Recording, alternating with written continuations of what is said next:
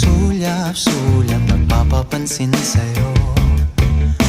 Umabot sa palitan ng mga mensahe, kilig na kilig ako. Kumusta, kain na, hello, magandang umaga. Ingat ka, pahinga, huwag kang masyadong magpupuyat pa.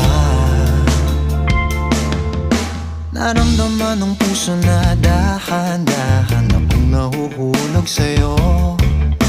Sa kada araw natin na pag-uusap, meron nang namumuo.